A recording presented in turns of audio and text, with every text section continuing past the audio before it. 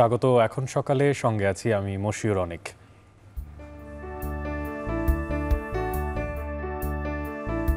পাকিস্তান শুরুর পরদিন থেকেই মোহভঙ্গ হয়ে গিয়েছিল। প্রথম বড় আঘাতটা আসলো বাংলা ভাষা।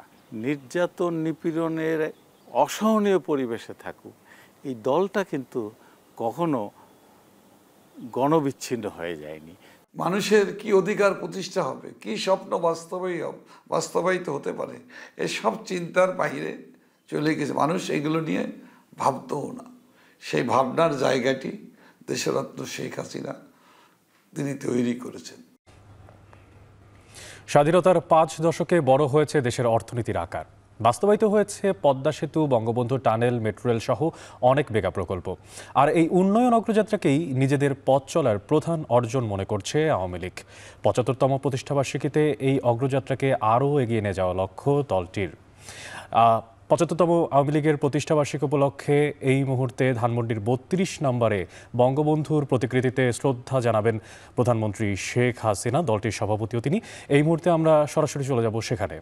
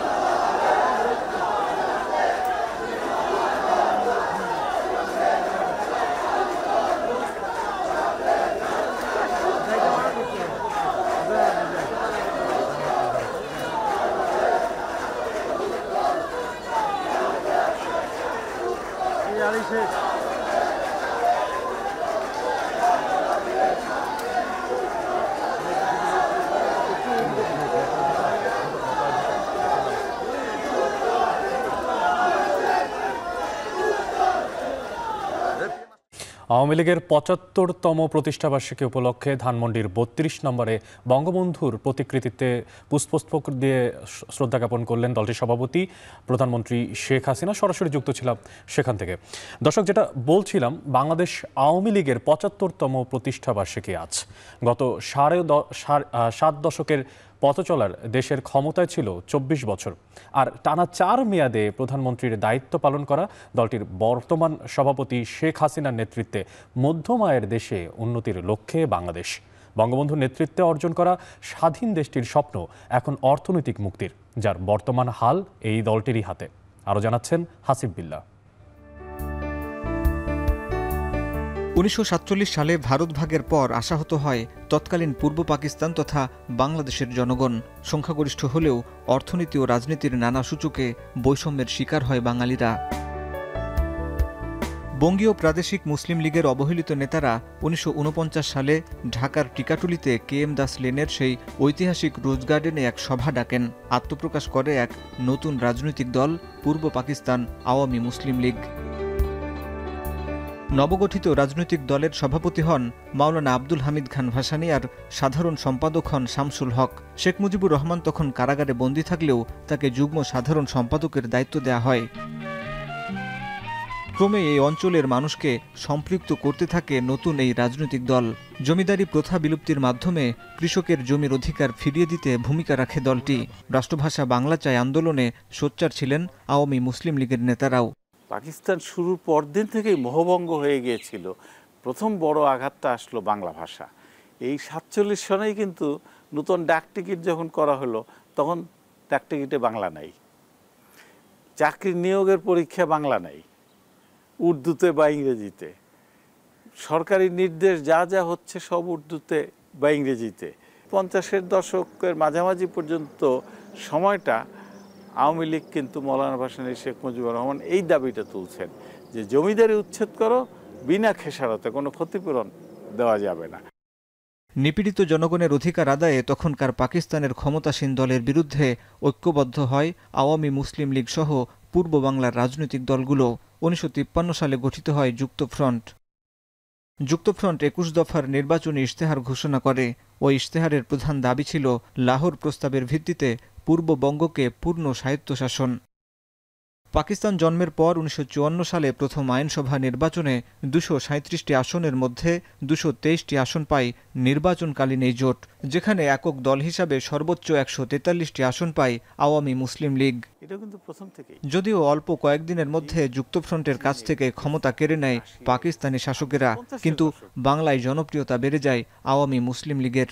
রাজনৈতিক দল হিসেবে আত্মপ্রকাশের পরেই কিন্তু বড় রকমের সুযোগ তার একটা সামনে আসে, সেটা হলো ৫৪ নির্বাচন। ৫৪ নির্বাচনে মুসলিম লীগ পেল মাত্র ৯টা, আর আওয়ামী লীগ ১৪৮টার মতো।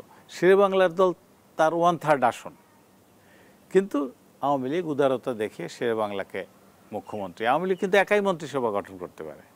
তারা বুঝতে পারলো যে ক্ষমতায় আসবে আওয়ামী লীগ, পাকিস্তানের প্রধানমন্ত্রী হবেন সোহরাওয়ার্দী, কাজে এটা ঠেকাইতে হবে। ঠেকাবে কি দিয়ে? রাজনৈতিকভাবে তো ঠেকানো যায় না, সামরিক শাসন দিয়ে ঠেকালো আর কি। ১৯৫৫ সালে দলীয় কাউন্সিলে মুসলিম শব্দটি বাদ দেয়া হলে অমুসলিমরাও যোগদানের সুযোগ পায় আওয়ামী লীগে। তবে পররাষ্ট্রনীতি নিয়ে মতপার্থক্যের কারণে ১৯৫৭ সাল থেকে দল থেকে বেরিয়ে যান মাওলানা ভাসানী। এদিকে ১৯৫২ সালে পূর্ব পাকিস্তান আওয়ামী মুসলিম লীগের প্রতিষ্ঠাকালীন সাধারণ সম্পাদক ও গুরুত্বপূর্ণ সংগঠক শামসুল হক অসুস্থ হয়ে পড়লে ভারপ্রাপ্ত সাধারণ সম্পাদকের দায়িত্ব পান শেখ মুজিবুর রহমান। আর ১৯৬৬ সালে প্রথম তিনি নির্বাচিত হন আওয়ামী লীগের সভাপতি। এরপর বঙ্গবন্ধুর নেতৃত্বেই হয় ৬ দফা আন্দোলন, ৬৯-এর গণ অভ্যুত্থান এবং পরবর্তীতে স্বাধিকার আদায়ের চূড়ান্ত মুক্তিযুদ্ধ। উদিত হয় নতুন একটি দেশ, বাংলাদেশ। স্বাধীনতার পর দেশ পরিচালনার ৪ বছরের মাথায় ঘাতকরা বঙ্গবন্ধুকে সপরিবারে হত্যা করে। পরে ১৯৮১ সালে দেশে ফিরে আওয়ামী লীগের সভাপতি হন শেখ হাসিনা। দীর্ঘ ২১ বছর আন্দোলন সংগ্রামের পর ১৯৯৬ সালে ক্ষমতায় ফিরে আসে আওয়ামী লীগ।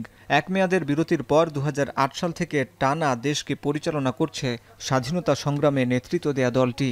মানুষের কি অধিকার প্রতিষ্ঠা হবে, কি স্বপ্ন বাস্তবায়িত হতে পারে, এসব চিন্তার বাইরে চলে গেছে। মানুষ এগুলো নিয়ে ভাবতও না। সেই ভাবনার জায়গাটি দেশরত্ন শেখ হাসিনা তিনি তৈরি করেছেন, মানুষকে আশান্বিত করেছেন, মানুষকে তিনি উদ্দীপ্ত করেছেন, সংগঠিত করেছেন, মানুষকে স্বপ্ন দেখিয়েছেন। এ সময়ে বেড়েছে মাথাপিছু আয়, অর্থনীতির আকার, ঘরে ঘরে পৌঁছেছে বিদ্যুৎ, নারীর কর্মসংস্থান সহ অর্থনীতি ও সামাজিক সূচকে ঘটেছে রূপান্তর। পদ্মা সেতু, মেট্রো রেল, এলিভেটেড এক্সপ্রেসওয়ে, পারমাণবিক বিদ্যুৎ সহ হাজার হাজার প্রকল্প উন্নয়নের অগ্রযাত্রায় এগিয়ে নিয়েছে বাংলাদেশকে। বিদ্যুৎ উৎপাদন এবং বিতরণ ক্ষমতা তো ঘরে ঘরে পৌঁছে গেছে, সব কলকারখানায় পৌঁছে গেছে। এই যে 15 বছর ধরে কোটি কোটি ছাত্রছাত্রীকে বিনামূল্যে বই দিতেছে, এটা তো আগে হয় নাই। কিংবা পদ্মা সেতুর মতো বড় প্রকল্প। আওয়ামী লীগ 75 বছরে এমন একটা দল যা ক্ষমতায় থাকুক কিংবা না থাকুক, সরকারি দলে বা বিরোধী দলে যেখানে থাকুক, কিংবা এমনকি নির্যাতন নিপীড়নের এক পরিবেশে, কিংবা এমনকি ভয়ঙ্কর মানে অসহনীয় পরিবেশে থাকুক, এই দলটা কিন্তু কখনো গণবিচ্ছিন্ন হয়ে যায়নি। তৃণমূলের শক্তি খুব খর্ব হয়ে গেছে, এটা কখনো বলা যাবে না। এটা হচ্ছে এই দলের একটা বড় বৈশিষ্ট্য। সারা বিশ্ববাসীর কাছে আমরা সমান তালে আমরা এগিয়ে যেতে চাই। আমরা চিন্তা, চেতনা, বিবেক, দায়িত্ববোধের জায়গাও আমাদের দেশের প্রতিটি নাগরিককে সচেতন করে তুলতে চাই। পৃথিবীর ইতিহাসে অন্যতম প্রাচীন রাজনৈতিক দল হিসাবে বাংলাদেশ আওয়ামী লীগ এখন ৭৫তম বছরে।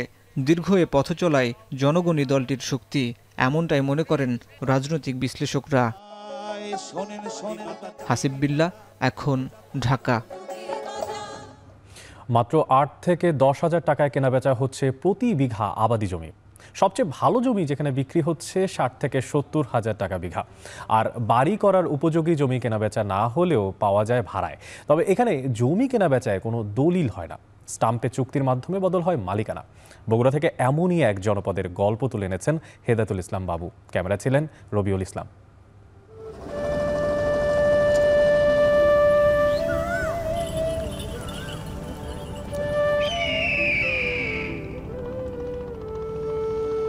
ছোট্ট একটা দ্বীপের বিনিময়ে প্রিয় নদীটির বদলে পাহাড় কিনতে চেয়েছিলেন স্বপ্নবাজ এক কবি। কবির সেই শখ পূরণের শেষ পরিণতি কি হয়েছিল, সেই প্রশ্নটির আগে আমরা নজর দিতে চাই চরের চারণভূমিতে।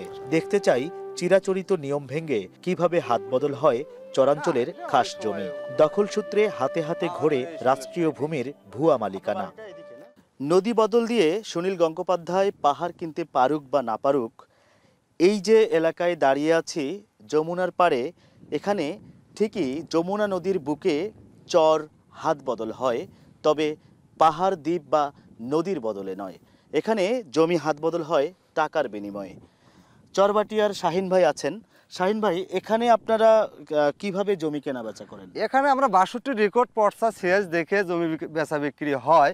এখানে আমরা বালুর চরগুলো ১০,০০০, ৮ থেকে ১০,০০০ টাকা দামে আমরা কিনি বিঘাকে, এগ্রিমেন্ট স্বরূপ দলিল করে নিয়ে। মানে ৮ থেকে ১০,০০০ ৮ থেকে ১০,০০০ টাকা। মানে এই যে জায়গাটায় দাঁড়িয়ে আছি, যে জায়গায় দাঁড়িয়ে আছি এখানকার এই জমিতে কি ফলে? এই জমিতে বর্তমানে আপনার ধরুন কিছুই ফুলতেছে না, আবার অনেক সময় দেখা যাচ্ছে বর্ষার পরে বাদাম হবে, বোরা হবে, গাঞ্জা হবে, ধান, পেঁয়াজ বোনা যাবে, অনেক কিছুই বোনা যাবে। আর এই ৮-১০ হাজারের উপরেও কি বেচা কেনা হয়? এই ৮-১০ হাজারের উপরে যেটা বিক্রি হয় সেটা ভালো বাটি ৪০ থেকে ৫০,০০০ টাকা বেচা বিক্রি হয় আপনাদের। চরের অবস্থান নদীর যত কাছে দাম তত কম, আর নদী থেকে একটু দূরে হলেই বেড়ে যায় এখানকার জমির দাম। যমুনার তীর ধরে কিছুটা পথ এগিয়ে দেখা হলো চরের বাসিন্দা সিরাজ আর আহমেদ আলীর সাথে। জানালেন জমি কেনাবেচা হলেও রেজিস্ট্রি অফিসে দলিল হয় না। অর্থের প্রয়োজন হলে স্ট্যাম্পে লেখাপড়া করে মালিকানা বদল করেন চরের বাসিন্দারা। বেচা কেনা এখানে তো কোনো দলিল হয় না, বুঝলেন। এটা আপনার মনে করেন যে হয়তো ২০০ টাকা কি ৩০০ টাকা স্ট্যাম্প কিনে ওখানে তার উপরে এটা স্বাক্ষর করে ১০০ বছর মেয়াদ। জমির দাম দিন দিন কেন বাড়তেছে, কারণ কি? জায়গাটা বেশি দিন হচ্ছে, কায়েম হচ্ছে জায়গা, লোকজন বেশি হচ্ছে, তার জন্য দাম বাড়তেছে। খুরের শব্দ তুলে ছুটে চলে ঘোড়ার গাড়ি। ক্যামেরায় ধরা পড়ে তপ্ত বালি মারিয়ে চরবাসীর নিত্য চলাফেরা। আবাদি জমির দাম তো জানা হলো, এবার জানতে চাই এখানকার ভিটে মাটির দাম। এগিয়ে যেতেই স্বাগত জানায় সবুজ গাছগাছালি ঘেরা ছবির মতো গ্রাম চরবাটিয়া। বাড়ির কর্তা, গৃহিণী সবাই ব্যস্ত যার যার কাজে। এখানেই পরিচয় হলো মোখলেসার রহমানের সাথে। পরিপাটি দেখালেও বুকের ভেতরে কেবলই কষ্ট। 18 বার নির্দয় যমুনার ভাঙনে প্রায় কোমর ভাঙ্গার দশা সর্বশান্ত ষাটোর্ধ্ব মানুষটির। চরবাটিয়ায় বাড়ি করার জমি কেনাবেচা হয় না, তাই ভাড়ার বিনিময়ে পাওয়া 20 শতক জমিতে বাড়ি করেছেন। এখানকার প্রায় 75% মানুষ জমি ভাড়া দিয়ে বাড়ি করে থাকেন, জানালেন মোখলেসার। মানে ম্যাক্সিমাম লোক প্রায় 75% লোক এইরকমই মানে অন্যের জমিতে বসবাস করে, মানে নিজস্ব জায়গা অনেকেরই মানে নেই আর কি। বছরে 3-4 হাজার টাকা 5 হাজার টাকা করে দোয়াই নেব, এমনি না, বুঝছেন, এমনি থাকতে দিত না। কেউ বছরেও নেয়, 2 বছর 5 বছর মেয়াদ আছে, ওইভাবে নেয় কি আর 200 টাকা 250 টাকা শতক। নদী ভাঙনে বিলীন ও নতুন করে জেগে ওঠা চরভূমির নকশা ও রেকর্ড তৈরির জন্য স্থানীয় প্রশাসনের দিয়ারা জরিপ করার নিয়ম থাকলেও অনেক এলাকায় দীর্ঘদিন ধরে হচ্ছে না সেই জরিপ। এদিকে আইন অনুযায়ী নদী বা সমুদ্রের যে কোনো অংশে পয়স্তি বা ভূমি গঠিত হলে তার মালিকানা সরকারের। এক্ষেত্রে কোনো ব্যক্তি জমাজমি বিক্রি বা ভাড়া দেওয়ার অধিকার রাখেন না, জানালেন এই আইনজীবী। একটা জমি যখন ভেঙে যাবে, এই ভেঙে যাওয়ার পরে যখন এটা পরবর্তীতে আবার উঠবে, এটা খাসে পরিণত হবে। এটা কোনো ব্যক্তি মালিকানা এটা লিজ দিতে পারবে না, ব্যক্তি মালিকানা ভাড়া দিতে পারবে না, এবং ব্যক্তি মালিকানার কোনো ব্যক্তি এটা মানে তার মধ্যস্বত্বভোগী হিসাবে এটা যে ব্যবহার করা তা কিন্তু করতে পারবে না। দিয়ারা জরিপটা কমপ্লিট হয়ে গেলে আমরা আসলে আইডেন্টিফাই করতে পারবো যে কোনটা আসলে পাবলিক প্রপার্টি, কোনটা প্রাইভেট প্রপার্টি। এইটা আইডেন্টিফাই হয়ে গেলে আমাদের কিন্তু শৃঙ্খলার মধ্যে চলে আসবে। এই সবগুলো বিষয় নিয়ে আমরা চেষ্টা করছি যাতে করে একটা নিয়মতান্ত্রিক পদ্ধতিতে এবং আইনের কাঠামোর মধ্যে চলে আসে, এবং যেটা সুশৃঙ্খলভাবে আমাদের ল্যান্ডগুলো ম্যানেজমেন্ট আমরা করতে পারি। বিভিন্ন সূত্র বলছে দেশের মোট আয়তনের 10 ভাগই চরাঞ্চল, আয়তনে যার পরিমাণ প্রায় 36 লাখ একর। আইনের চোখে খাস হলেও যমুনা, ব্রহ্মপুত্র সহ বিভিন্ন নদ নদীর বুকে জেগে ওঠা চর দ্বীপচরের জমাজমিগুলো যে যেভাবে পারছে সেভাবেই ভোগ দখল করছে। বিশিষ্টজনরা বলছেন এই জায়গায় আইন প্রয়োগের মাধ্যমে এখন শৃঙ্খলা ফেরানো সময়ের দাবি। সারিয়াকান্দি থেকে হেদায়েতুল ইসলাম বাবু, এখন বগুড়া। কোরবানির ঈদের সময় জবাই করা গরু, মহিষ, ছাগলের মাংস রেখে দেই আমরা, আর ফেলে দেওয়া হয় শিং, হাড়, ভুঁড়ি, কান কিংবা রক্ত। অথচ বিশ্ববাজারে এসবের রয়েছে ব্যাপক চাহিদা, যার সংরক্ষণে প্রয়োজন আধুনিক জবাইখানা। কিন্তু এর অনেক আগেই ঢাকা দক্ষিণ সিটি কর্পোরেশন নির্ধারিত স্থান নির্ধারণ করলেও সেখানে জবাই হয়নি একটি পশু। অন্যদিকে যত্রতত্র পরীক্ষা ছাড়াই পশু জবাই হওয়ায় নষ্ট হচ্ছে পরিবেশ, বাড়ছে স্বাস্থ্য ঝুঁকি। বিস্তারিত দেলোয়ার দোলনের প্রতিবেদনে। কোরবানির ঈদে বাংলাদেশে চামড়া সংগ্রহ করার দৃশ্য খুবই পরিচিত হলেও এখন তা অনেকটাই পাল্টে গেছে। গেল কয়েক বছর ধরে প্রাণীর ফেলে দেওয়া বিভিন্ন অঙ্গ প্রত্যঙ্গ সংগ্রহ করছেন ব্যবসায়ীরা, বিদেশে যার ব্যাপক চাহিদা রয়েছে। শুধুমাত্র ঈদে এই অঙ্গ প্রত্যঙ্গের বাজার কয়েকশো কোটি টাকা। রাজধানীর হাজারীবাগ ঈদের পরদিন বিকেলে অলিগলি ঘুরছে এই ভ্যানগাড়ি। পাড়া মহল্লা ঘুরে ঘুরে সংগ্রহ করা হয়েছে কোরবানির পশুর হাড়গোড়।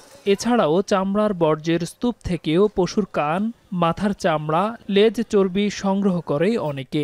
কোরবানির পর ফেলে দেওয়া এসব অঙ্গ প্রত্যঙ্গ বিক্রি করে আয়ের সুযোগ মেলে তাদের। ফালিয়াতে আমি টোকে আনি, আবার কিছু কিছু জিনিস আমি মানে কাজের মহিলাকে কিনে আনি। গোল্লা, গান্ডুস, আড্ডি, সবরি এগুলো বিক্রি করে 12-13 টাকা যেমন 2 দিনে আমি ইনকাম করছি। হাজারীবাগের হাড্ডিপট্টিতে বেচা কেনা চলে এসব হাড়গোড়ের। বস্তায় বস্তায় আসছে হাড়গোড় সহ পশুর অঙ্গ প্রত্যঙ্গ। শ্রমিকরা বড় বড় গামলার ভেতর হাড়গোড় ওজন করে জমা করছেন নির্দিষ্ট স্থানে। হাড্ডিপট্টির এসব দোকানিরা হকারদের থেকে কাঁচা হাড় কেজি প্রতি 10 টাকা, শুকনো 18 টাকা দরে কিনে থাকেন। গরুর লিঙ্গ প্রতিটি 80 টাকা থেকে 110 টাকা, গোল্লা বিক্রি হচ্ছে 200 থেকে 250 টাকায়। গরু, মহিষের হাড় ছাড়াও অন্যান্য অঙ্গ প্রত্যঙ্গ কেনা বেচা চলে এখানে।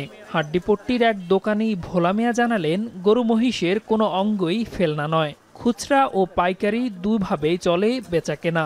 টোকাইরা বিক্রি করে বাঙালি দোকানে, বাঙালি দোকানওয়ালারা একখানে ওই 10 কেজি 20 কেজি 100 কেজি 200 কেজি হ্যাঁ একত্র জমায়া ওরা আমাদের কাছে বিক্রি করে। চর্বি হচ্ছে 40 টাকা 50 টাকা পার কেজি, তারপর হচ্ছে যেটাকে গোল্লা বলা হয় সেটা হচ্ছে 200 টাকা 220 টাকা। প্রত্যেকটি খসাইরে আমরা অ্যাডভান্স দেওয়া আছে। একটা গরু জবর দিলে তাকে 1 লাখ টাকা অ্যাডভান্স দিই, যে 2টা গরু জবর তাকে 2 লাখ টাকা অ্যাডভান্স দিই, যে 5টা গরু জবর তারা 5 লাখ টাকা অ্যাডভান্স দিই। সংগ্রহ করা এসব অঙ্গ প্রত্যঙ্গ থাইল্যান্ড, মিয়ানমার, চীন ও জাপানে ব্যাপক চাহিদা রয়েছে। শুধু হাড়ি নয়, পশুর রক্ত, নাড়িবুড়ি, শিং, দাঁত, যৌনাঙ্গের চাহিদা দিন দিন বাড়ছে। পশুর হাড়, শিং, নাড়ি, ভুঁড়ি, প্যানি, চামড়া, মূত্রথলি এমন কিছু নাই যেটা রপ্তানির যোগ্য নয়। পশুর বর্জ্যের কোনো সীমাবদ্ধতা নাই। বাংলাদেশের থেকে রপ্তানি করার চাহিদার কোনো শেষ নেই, আমরা দিতে পারতেছি না। বাংলাদেশ মাংস ব্যবসায়ী সমিতির দেয়া তথ্য অনুযায়ী বিচ্ছিন্নভাবে সারা দেশে 1,20,00,000 গরু মহিষ থেকে সমপরিমাণ গোল্লা, 80 লাখ লিঙ্গ সংগ্রহ করা সম্ভব। গড়ে 10 কেজি হারে 1,20,000 টন হাড় রপ্তানি করা সম্ভব। এছাড়াও বছর জুড়ে জবাই হওয়া 1 কোটি ছাগল, ভেড়ার 40 থেকে 45 লাখ নাড়িবুড়ি রপ্তানিযোগ্য।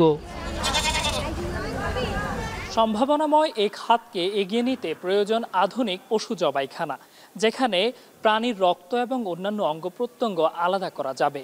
2017 সালে ঢাকা দক্ষিণ সিটি কর্পোরেশন হাজারীবাগের এই আধুনিক পশু জবাইখানাটির নির্মাণের উদ্যোগ নিলেও এখনও তা আলোর মুখ দেখেনি। কিন্তু কেন? 2টি আধুনিক জবাইখানা ঢাকা দক্ষিণের উদ্যোগ নেওয়া হয়েছিল এবং একটি পরিপূর্ণভাবে সম্পন্ন করা হয়েছে।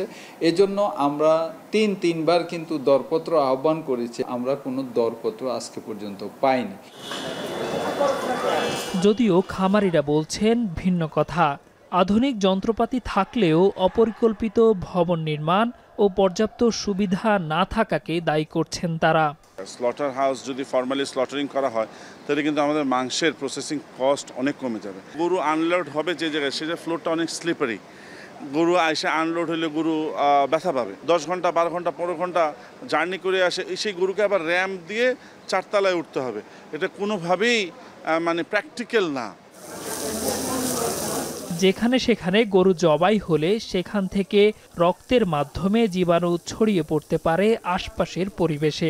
তাই স্বাস্থ্য ঝুঁকি এড়াতে স্বাস্থ্য পরীক্ষা করে নির্দিষ্ট স্থানে পশু জবাই করার কথা বলছেন চিকিৎসকরা। গরু ছাগলের ময়লাগুলো যখন ড্রেনের সাথে মিশে যায়, অনেক জায়গায় কিন্তু সোয়ারেজ সিস্টেম, ওয়াটার সিস্টেমগুলো মিক্স আপ হয়ে যাওয়ার চান্স থাকে। দীর্ঘদিন যদি ময়লা পড়ে থাকে তাহলে সেখানেই কিন্তু ব্যাকটেরিয়া গড়ে ওঠার সম্ভাবনা থাকে। তো সেখানে যদি কেউ এটার সংস্পর্শে যায় তারও কিন্তু সংক্রমণ হওয়ার চান্স থাকে। এদিকে প্রাণী সম্পদ অধিদপ্তর আরও 22টি আধুনিক পশু জবাইখানা নির্মাণ করতে আগ্রহী, যেখানে রপ্তানিযোগ্য পশুর রক্তসহ অঙ্গ প্রত্যঙ্গ আলাদা করা যাবে। এতে ভোক্তা পর্যায়ে মাংস আরও কম দামে বিক্রি করা যাবে। মেট্রো স্লটার হাউস আমাদের 3টা, এছাড়া 22টা আমরা জেলায় করতেছি, আর আমাদের উপজেলাগুলোতে 200-র উপরে। মেট্রো যে 3টা এটা একেবারে হাইফাই, এটা মানে কোনো হাতের স্পর্শ তো দূরের কথা, এখানে একাডেমিক ইনস্টিটিউশনের মতন প্রত্যেকটা জিনিস রিসাইক্লিং হবে, এভরি ক্যাপাসিটি সেখানে থাকবে। নগর পরিকল্পনাবিদরা মনে করেন কোরবানির সময় জবাইখানা ব্যবহারে উদ্বুদ্ধ করতে হবে নাগরিকদের। এতে নাগরিক সুস্থতা নিশ্চিতের পাশাপাশি মিলবে সুন্দর নগরী। আধুনিক জবাইখানার ধারণা, সেই ধারণা নিয়ে আমরা কাজ শুরু করেছি, কিন্তু দেখা যাচ্ছে পরিকল্পনার গলদ আছে, ব্যবস্থাপনার গলদ আছে। জবাইখানাতে নিতে পারলে শহরের স্বাস্থ্য ঠিক থাকবে, জনস্বাস্থ্য ঠিক থাকবে, আবার একই সাথে পশুর বিভিন্ন যে উপজাত, সেই উপজাত থেকে আমরা এক ধরনের সার্কুলার ইকোনমি আমরা তৈরি করতে পারবো। কোরবানির সময় ব্যাপকভাবে প্রাণীর ফেলে দেওয়া অংশ সংগ্রহ করার সুযোগ থাকে। পরিকল্পিতভাবে এসব অঙ্গপ্রত্যঙ্গ সংগ্রহ ও রপ্তানি হলে সম্ভাবনাময় এ খাত দেখবে আলোর মুখ। দেলোয়ার দোলন, এখন, ঢাকা। এখন সকালে নিচ্ছি একটা বিরতি, ফিরছি একটু পরেই, সাথে থাকুন।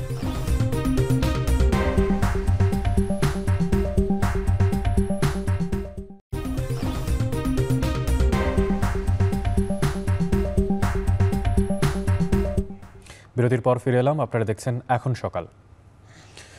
উজান থেকে নেমে আসা ঢলে তলিয়ে যাচ্ছে ফরিদপুরের চরাঞ্চলের ফসল। পদ্মা ও মধুমতি চরাঞ্চলের 4টি উপজেলার 9টি ইউনিয়নে একই অবস্থা। নিম্নাঞ্চলের ফসলি জমিতে প্রতিদিনই ঢুকছে পানি। এতে চাষ করা চীনাবাদাম পরিপক্ব হওয়ার আগেই পানিতে ডুবে যাচ্ছে। বাধ্য হয়ে তুলতে হচ্ছে ফসল। ক্ষেত তলিয়ে যাওয়ায় হতাশায় কৃষকেরা। মফিজুর রহমান শিপনের তথ্য ও ছবিতে বিস্তারিত। পদ্মার চরাঞ্চলে জেগে ওঠা ধুধু বালুচরে বাদাম তুলতে ব্যস্ত কৃষাণীরা। ফরিদপুর সদর, চর ভদ্রাসন ও সদরপুর চরাঞ্চলের বেলে মাটি বাদাম চাষের জন্য খুবই উপযোগী, কিন্তু এবছর প্রচণ্ড তাপ প্রবাহে ফলন আশানুরূপ হয়নি। সম্প্রতি পদ্মা নদীর পানি বেড়ে খেতে ঠোকায় তুলে ফেলতে হচ্ছে অপরিপক্ক বাদাম। জেলায় চলতি মৌসুমে চীনাবাদামের আবাদ হয়েছে 4,572 হেক্টর জমিতে। প্রতি হেক্টর জমিতে 1800 কেজি বাদাম উৎপাদনের লক্ষ্যমাত্রা নির্ধারণ করা হয়েছে। চাষিরা বলছেন বিঘা প্রতি বাদাম চাষে খরচ হয়েছে 10 থেকে 15,000 টাকা, আর উৎপাদন লক্ষ্যমাত্রা ছিল 10 থেকে 12 মণ। তবে পরিস্থিতি অনুকূলে না থাকায় প্রতি বিঘায় 7 থেকে 8 মণ ফলন হতে পারে। হাজার হাজার বিঘা বাদাম ডুবে যাইতেছে, মানে কাঁচা বাদাম কতজন উঠাইতেছে। বাদাম বন্যায় তলায় যেতেছে, সেই জন্য বাদাম তুলে ফেলার লাগতেছে। একদিকে রোদের খরা, আর একদিকে গাঙ্গের পানি, আমাদের আশায় রয়ে গেল। পানিতে তলায় গেছে, উঠি হারে পারতেছি না, হঠাৎ করে পানিতে আইসে তলায় গেছে বাদাম। চরের অন্যতম অর্থকরী ফসল বাদামের উৎপাদন ব্যাহত হলে ক্ষতির মুখে পড়বেন কৃষক। ক্ষতিগ্রস্ত চাষিদের পাশে থেকে সব ধরনের সহযোগিতার আশ্বাস দিয়েছে কৃষি সম্প্রসারণ অধিদপ্তর ও স্থানীয় জনপ্রতিনিধি।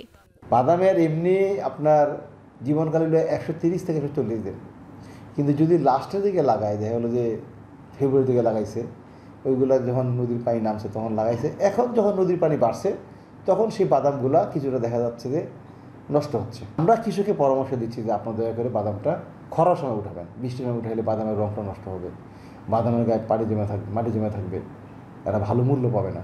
বর্ষা যখন আসে তখনও কিন্তু মানুষ ক্ষতিগ্রস্ত হয়, চরের লোকজন। আবার যখন নাকি বৃষ্টি না নামে তখনও ক্ষতিগ্রস্ত হয়। মানে সব দিক দিয়ে মিলে কিন্তু একসময় মানে দুর্যোগ কিন্তু একটা আছেই। এই জন্যে কৃষক ইনশাল্লাহ আমরা যারা আছি এবং আমাদের ডিসি মহোদয় আছে, ইউনো মহোদয় আছে এবং কৃষি কর্মকর্তারা আছেন, তাদের সাথে বসে ইনশাল্লাহ আমরা একটা সমাধানে যাবো যে কৃষক তাকে বাঁচায় রাখতে হবে। চলতি মৌসুমে জেলায় 8,230 টন বাদাম উৎপাদনের লক্ষ্যমাত্রা ধরা হয়েছে, যার বাজার মূল্য রয়েছে প্রায় 82 কোটি টাকা। এখন ফরিদপুর। সিলেট জেলায় ধীরে ধীরে বন্যা পরিস্থিতির উন্নতি হচ্ছে। নদ নদীর পানি প্রবাহিত হচ্ছে বিপদসীমার নিচ দিয়ে। নগরীর অনেক বাসা বাড়িতে এখনও রয়েছে জলাবদ্ধতা। তবে সুনামগঞ্জের ঢলের পানি নিম্নাঞ্চলের বাড়িঘর থেকে নামতে শুরু করায় আশ্রয় কেন্দ্র থেকে বাড়ি ফিরতে শুরু করেছেন বন্যা পীড়িত মানুষ। বিস্তারিত জানাতে নগরীর চাঁদনীঘাট থেকে যুক্ত হচ্ছেন সহকর্মী রাকিবুল রাফি এবং সুনামগঞ্জ থেকে সরাসরি যুক্ত হচ্ছে সহকর্মী লিপসন আহমেদ। তবে শুরুতেই চলে যাব রাফির কাছে। রাফি, সিলেটের বন্যা পরিস্থিতির সর্বশেষ কি তথ্য আছে আপনার কাছে, আর বাড়ি ফিরতে শুরু করেছে কিনা বন্যা পীড়িত মানুষেরা, জানাবেন। অনেক সিলেটের রৌদ্রোজ্জ্বল এরকম একটা দিনই দেখতে চেয়েছিল পুরো সিলেট জুড়ে সিলেট জেলাবাসীরা, এবং একই সাথে সাথে 20 তারিখ থেকে যেভাবে দুপুর থেকে রৌদ্র শুরু করেছে এবং এখন পর্যন্ত রোদের যে এরকম আভাস বা দেখা মিলছে, এখন পর্যন্ত কোনো রকম ভারী বৃষ্টিপাত হওয়ার সম্ভাবনা দেখা যায়নি, এবং মাঝখানে সকাল থেকে 10 মিলিমিটারের কম বৃষ্টিপাত হয়েছে। এবং আবহাওয়া পূর্বাভাস এবং আমরা যা আবহাওয়ার সাথে কথা বলেছি এবং কথা বলে যেটা দেখতে পেয়েছি যে এখন পর্যন্ত কোনো রকম বৃষ্টিপাতের ট্রেস পয়েন্ট তারা মার্ক করেনি, অর্থাৎ কোনো রকম বৃষ্টিপাত হয়নি, এবং উজানে ভারী বৃষ্টিপাত অথবা ঢলের পানি নামা কমতে শুরু করে দিয়েছে। এবং চেরাপুঞ্জি, মেঘালয় এবং আসামে কোনো রকম বৃষ্টিপাত না হয় সেখানেও কিন্তু ট্রেস পয়েন্ট পেয়েছে যারা আবহাওয়া অধিদপ্তর তিনি বলেছেন। এবং একই সাথে সাথে মহানগরীর কথা যদি জানাই, মহানগরীতে প্রায় 29টি ওয়ার্ড কিন্তু গতকাল থেকে প্লাবিত ছিল, তবে এখন পর্যন্ত কমে সংখ্যা দাঁড়িয়েছে 10 থেকে 11টি, এবং একই সাথে সাথে অনেক বাসা বাড়িতেও কিন্তু পানি ঢুকে গিয়েছে, তবে সেগুলো ধীরে ধীরে নামতে শুরু করেছে। তবে সমস্যা এবং সংকট যেটা প্রকট কারণ হয়ে দাঁড়িয়েছে সেটা হলো যে ময়লা থেকে শুরু করে নালা নর্দমা ছড়ার অনেক ময়লা কিন্তু বাসাবাড়িতে ঢুকে গিয়েছে, যেটা দুর্গন্ধ সৃষ্টি করছে।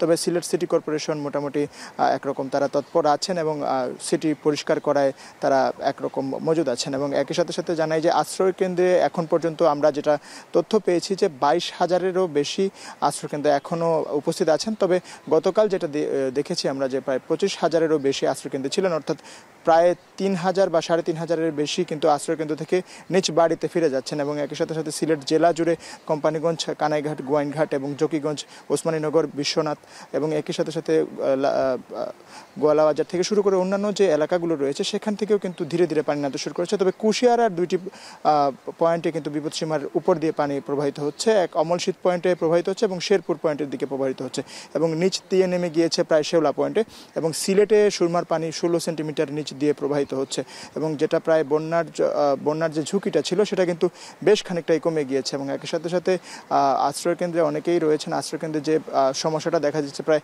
আশ্রয়কেন্দ্রের জায়গা সংকুলান থেকে শুরু করে সংকীর্ণত জায়গা এবং একই সাথে বিশুদ্ধ পানির অভাব, খাবারের অভাব সব কিছুই কিন্তু একরকম আশ্রয়কেন্দ্রে যারা রয়েছেন তারা অভিযোগ জানিয়েছেন। তবে যেটা এখন বর্তমানে যেটা আমরা দেখেছি যে প্রায় অনেকগুলো আশ্রয়কেন্দ্র থেকে কিন্তু অনেকে ফিরে যাচ্ছেন এবং অনেকের বসত বাড়ি থেকে কিন্তু পানি নেমে যাচ্ছে। তো এরকম যদি আবহাওয়া যদি এরকম সুস্থিত থাকে এবং স্থির থাকে তাহলে বলাই চলে যে বন্যার ঝুঁকি অনেকটাই কমে গিয়েছে এবং ধীরে ধীরে মানুষ ফিরে যাচ্ছে তাদের বাসা বাড়িতে। তো এই ছিল আমার কাছে সিলেটের বন্যা পরিস্থিতিকে সর্বশেষ খবরাখবর। অনেক এবার চলে যাব সহকর্মী লিপসনের কাছে, তিনি আছেন সুনামগঞ্জে। লিপসন, জানছিলাম সহকর্মী রাকিবুল রাফি বলছিলেন যে সেখানে বন্যা পরিস্থিতির বেশ কিছুর উন্নতি হয়েছে। তো আমি দেখতে পাচ্ছি আপনার চারপাশে এখনো জলাবদ্ধতার পরিস্থিতি আছে। তো কি অবস্থা সুনামগঞ্জের সার্বিক বন্যা পরিস্থিতির, কি তথ্য আছে আপনার কাছে সর্বশেষ?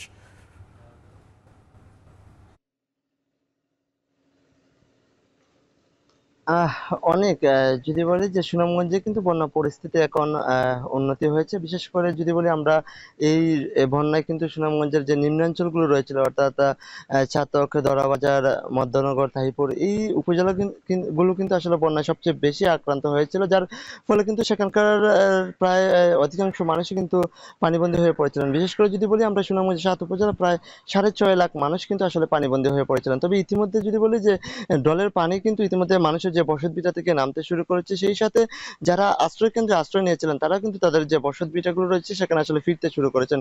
আমরা একটু জানিয়ে রাখি, ইতিমধ্যে কিন্তু আসলে সুনামগঞ্জের যে আশ্রয়কেন্দ্রে যারা রয়েছেন তারা কিন্তু আসলে যেটি বলছেন যে এই ডলের পানিতে কিন্তু তাদের যে বসতভিটা অর্থাৎ তারা কিন্তু কোনো রকম প্রাণ নিয়েই তারা আসলে আশ্রয়কেন্দ্রে এসেছিলেন। যেহেতু তারা কালকেও আশ্রয়কেন্দ্র থেকে বাড়ি ফিরছেন, অনেকে আজকেও ফিরবেন, তো সেক্ষেত্রে তারা যেটি বলছেন যেহেতু তাদের যে বসতভিটা ডলের পানিতে কিন্তু অনেক ক্ষতিগ্রস্ত হয়েছে, সেই সাথে আসবাবপত্রগুলো আসলে চলে গেছে, যার ফলে কিন্তু তারা এখন এই বসতভিটায় ফিরে আসলে কিভাবে এই বসতভিটা পুনর্নির্মাণ করবেন কিংবা তারা আবার কিভাবে আসলে ঘুরে দাঁড়াবেন সেই চিন্তাই আসলে তারা করছেন। সেই সাথে পানিবন্দী মানুষদের মধ্যে আসলে কিছুটা স্বস্তি ফিরেছে, কারণ তারা কিন্তু দীর্ঘ 4 থেকে 5 দিন পানিবন্দী অবস্থায় ছিলেন, কোনো রকম খেয়ে না খেয়ে আসলে দিন পার করছেন। সেই সাথে যারা আশ্রয়কেন্দ্রে ছিলেন তারাও কিন্তু আসলে দুর্ভোগের মধ্যেই ছিলেন, কারণ নিহাত শুধু সামান্য পরিমাণ অর্থাৎ স্বল্প পরিমাণ খাদ্য সহায়তা ছাড়া কিন্তু তাদের ভাগ্যে আসলে কিছু জুটেনি। তবে একটি বিষয় জানিয়ে রাখি, 2022 সালে কিন্তু এই অঞ্চলে প্রায় 50,000 ঘর বাড়ি ক্ষতিগ্রস্ত হয়েছিল। তবে এই বছর এখন পর্যন্ত আসলে জেলা প্রশাসন যেটি বলছে,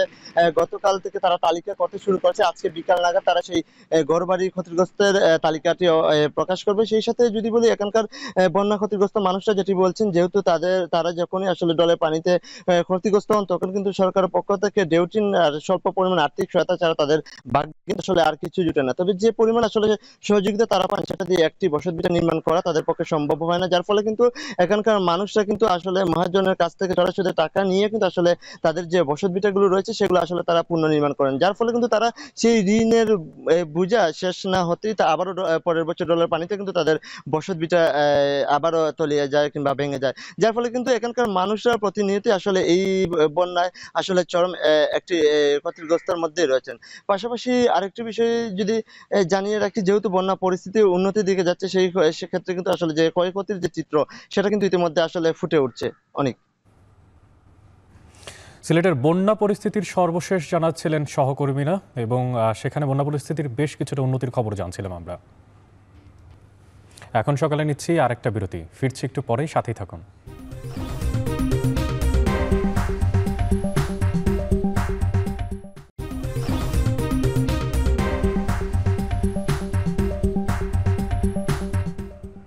বিরতির পর ফিরে এলাম আবারও, আপনারা দেখছেন এখন সকাল।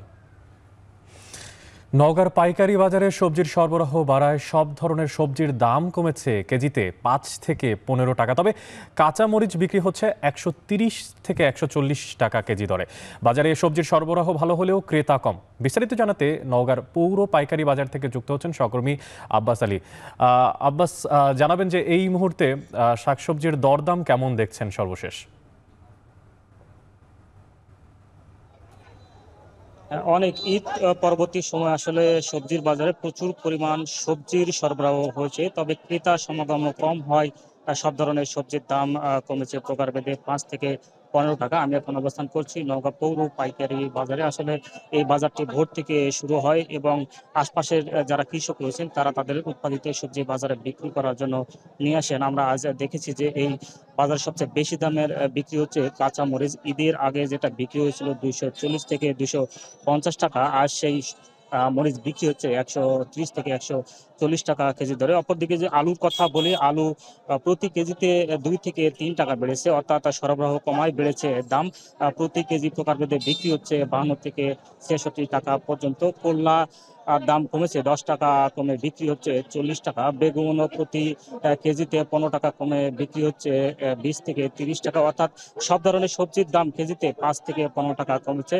ঢেঁড়স 10 টাকা কমে বিক্রি হচ্ছে 5 থেকে 60 টাকা। লাউ প্রতি পিস 8 টাকা কমে বিক্রি হচ্ছে 12 থেকে 15 টাকা। কুমড়া বিক্রি হচ্ছে 15 থেকে 20 টাকা। কাঁকরোল, কচুরলতি, শসা 20 টাকা কমে বিক্রি হচ্ছে কাঁকরোল 25 থেকে 30 টাকা। কচুরলতি 30 থেকে 40 টাকা এবং শসাও আসলে একই দামে বিক্রি হচ্ছে। অপরদিকে পটল 5 টাকা কমে বিক্রি হচ্ছে 10 থেকে 12 টাকা এবং বরবটি বিক্রি হচ্ছে, ঝিঙাও বিক্রি হচ্ছে 20 থেকে 25 টাকা। মিষ্টি কুমড়া 2 টাকা কমে বিক্রি হচ্ছে 18 থেকে 20 টাকা। তবে কৃষকরা বলছেন যে আসলে ঈদের পরে তাদের সবজি উৎপাদন বেশি হচ্ছে এবং বাজারে সরবরাহ বেশি হচ্ছে, তবে ক্রেতারা সমাগম কম হওয়ার কারণে দাম কিছুটা কমেছে। ঈদের পর কিছুদিন পর আসলে এই বাজার স্বাভাবিক হবে এবং তারা লাভবান হতে পারবে, অর্থাৎ ক্ষেত বাঁচাতে তারা সবজি বাজারে সরবরাহ করছেন। এই ছিল আমার কাছে এই কাঁচা বাজার থেকে সবশেষ। অনেক নওগাঁর পৌর বাজার থেকে যুক্ত ছিলেন সহকর্মী আব্বাস আলী, জানাচ্ছিলেন সেখানকার শাকসবজির সর্বশেষ দরদাম। ভরা বর্ষায়ও পানির দেখা মেলে না ব্রাহ্মণবাড়িয়ার টাউন খালে। দখল দূষণে প্রায় 5 কিলোমিটার দৈর্ঘ্যের খালটি এখন মৃতপ্রায়। শহরের বাসাবাড়ি ও হোটেল রেস্তোরাঁর আবর্জনা ফেলা হয় এখানে। তবে টাউন খালে আবারও প্রাণ ফেরাতে পুনর্খননের কাজ শুরু হয়েছে। 84.5 লাখ টাকা ব্যয়ে চলা পুনর্খননের এই কাজ সম্পূর্ণ হলে আবারও টাউন খালে পানি প্রবাহ স্বাভাবিক হওয়ার পাশাপাশি শহরের জলাবদ্ধতা নিরসন ও নৌযান চলাচলের আশা সংশ্লিষ্টদের। আজিজুল সঞ্জয়ের প্রতিবেদনে দেখুন বিস্তারিত। পানি নিষ্কাশন ও নৌযান চলাচলের সুবিধায় ব্রিটিশ শাসনামলে খনন করা হয় ব্রাহ্মণবাড়িয়া টাউন খাল। শহরের জগৎবাজার থেকে গোকর্ণ পর্যন্ত প্রায় 5 কিলোমিটার দৈর্ঘ্যের এক খালটি দুদিক থেকেই তিতাস নদীতে মিশেছে। একসময় টাউন খাল দিয়ে ছোট বড় নৌযান চলত, স্রোত ছিল নদীর মতো। গ্রামাঞ্চলের বাজারে পণ্য পরিবহনে নৌরুট হিসেবে ব্যবহৃত হতো এই খাল। তবে গত 1 দশকেরও বেশি সময় ধরে ধীরে ধীরে সরু ড্রেনে পরিণত হয়েছে খালটি। এখন ভরা বর্ষায়ও পানি থাকে না খালে। দুপারে গড়ে উঠেছে অবৈধ স্থাপনা। সৌন্দর্য বাড়ানোর নামে খালের জগৎবাজার থেকে কাজীপাড়া পর্যন্ত অংশে দুপারে বসানো হয় সিসি ব্লক। এতে খালের চৌরাকমার পাশাপাশি তৈরি হয় নাব্য সংকট। এছাড়া শহরের বাসাবাড়ি ও হোটেল রেস্তোরাঁর বর্জ্য ফেলা হয় টাউন খালে। এতে হুমকিতে খালের জীববৈচিত্র্য। শুধু ময়লা দিয়া আর পানি তা হই না এবং বইরে গেছে।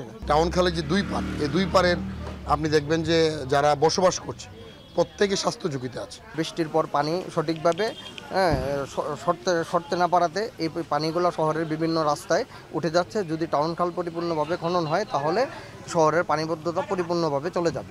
পানি প্রবাহ স্বাভাবিক রেখে জলাবদ্ধতা নিরসন ও সেচের সুবিধার্থে টাউন খাল পুনঃখনন কাজ শুরু করেছে পানি উন্নয়ন বোর্ড, যা চলতি জুন মাসে শেষ হওয়ার কথা রয়েছে। তবে খালটি নদীর সমান খনন না করলে পুরো প্রকল্পটি বিফলে যাবে বলে মত বিশিষ্টজনদের। আশা করব যে টাউন খালটি পূর্বে নিয়ে এখানে নৌকা চলাচল করবে, এখানকার পরিবেশ মানুষজন ফিরে পাবে এবং এখানে 12 মাস পানি থাকবে। এখানকার যে স্থানীয় বাসিন্দারা আছে তারা উপকৃত হবে যদি পরিকল্পিতভাবে কাজটা করা হয়। আর যদি অপরিকল্পিতভাবে কাজ করা হয় তাহলে এখানে শুধু সরকারের অর্থটাই ব্যয় হবে। পানি উন্নয়ন বোর্ড বলছে, শুষ্ক মৌসুমেও সেচের সুবিধা ও শহরের জলাবদ্ধতা নিরসনই খাল পুনঃখননের মূল উদ্দেশ্য। তাই স্থান ভেদে 1.5 থেকে 2 মিটার গভীর ও প্রশস্ততা 8 থেকে 12 মিটার পর্যন্ত খনন করা হচ্ছে। এই খালটা খননের মূল উদ্দেশ্যই হচ্ছে গিয়া সেচের জন্য পানির সেচ সুবিধাটা নিশ্চিত করা, যাতে করে সেচ শুষ্ক মৌসুমে পানি থাকে। এছাড়াও আমাদের বন্যার সময় যে পানি নিষ্কাশনের জন্য এটা খুবই গুরুত্বপূর্ণ খাল, তো এই খালের মাধ্যমে আসলে পানিটা নিষ্কাশন হবে, এটা এই জন্যই আমাদের খালটা খনন করা। আর জেলা প্রশাসক জানিয়েছেন, খালের দুপারে অবৈধ দখলদারদের তালিকা করে উচ্ছেদ অভিযান চালানো হচ্ছে। তবে কিছু স্থাপনা মামলা সংক্রান্ত জটিলতায় উচ্ছেদ করা যাচ্ছে না।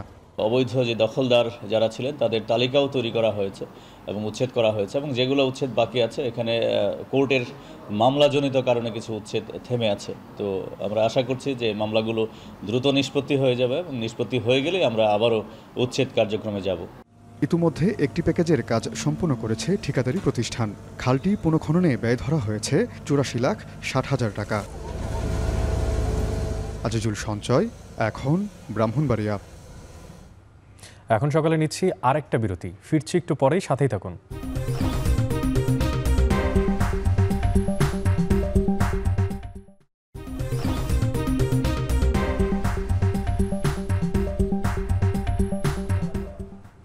বিরতির পর ফিরে এলাম আবারও, আপনারা দেখছেন এখন সকাল।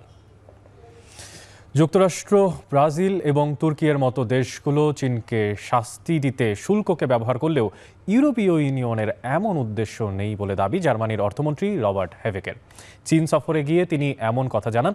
এদিকে চীনের জাতীয় উন্নয়ন ও সংস্কার কমিশনের চেয়ারম্যান জেং সানজি দাবি করেন, ভর্তুকি নয়, দক্ষ জনবল থাকার কারণেই চীন এগিয়ে যাচ্ছে বৈদ্যুতিক গাড়ি শিল্পে। এছাড়া অতিরিক্ত শুল্ক আরোপ করলে শুধু চীন নয়, ইউরোপীয় ইউনিয়নও ক্ষতিগ্রস্ত হবে বলে দাবি করেন তিনি। তৌহিদুর রহমানের প্রতিবেদনে বিস্তারিত। তুলনামূলক কম দামে বৈদ্যুতিক গাড়ি সরবরাহ করে বিশ্ববাজারে সাড়া ফেলেছে চীন, যার কারণে অনেকটাই দুশ্চিন্তায় যুক্তরাষ্ট্র ও ইউরোপ। এই খাতে নিজেদের সুরক্ষার কথা ভেবে গেল মে মাসে চীনা গাড়ি আমদানির উপর শুল্কের হার বাড়ায় ওয়াশিংটন। এক মাস না যেতেই ১২ জুন ইউরোপীয় ইউনিয়নও ঘোষণা দেয় ৪ জুলাই থেকে অতিরিক্ত শুল্ক কার্যকরের। এই অবস্থায় বেশ কয়েকদিন ধরে চীন ইউরোপের বাণিজ্য সম্পর্কে বইছে ঝোড়ো হাওয়া। ইতোমধ্যে চীন সতর্ক করেছে যে তাদের বৈদ্যুতিক গাড়ি নিয়ে ইউরোপীয় ইউনিয়ন যদি এমন কার্যকলাপ অব্যাহত রাখে তাহলে এটি পুরোপুরি বাণিজ্য যুদ্ধে মোড় নেবে। 欧方有关做法缺乏事实和法律基础，罔顾世贸组织规则，破坏公平竞争，破坏全球绿色转型。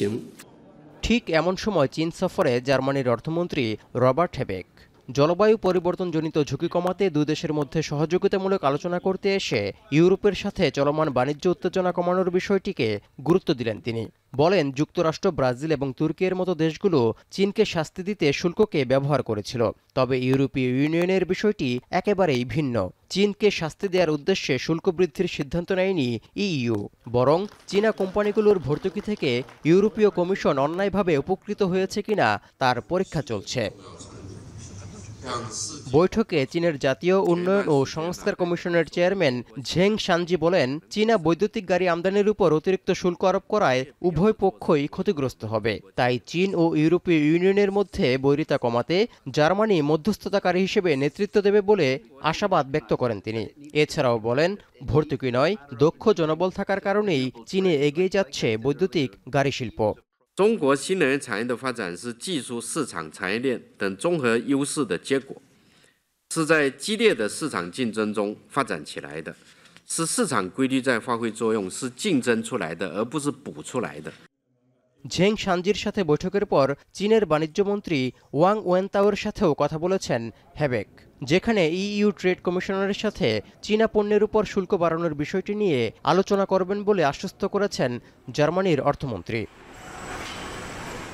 তৌহিদুর রহমান, এখন বিশ্ব। শেষ করছি এখন সকাল। এখন টেলিভিশন ওয়েবসাইটে দেখতে ভিজিট করুন www.ekon.tv।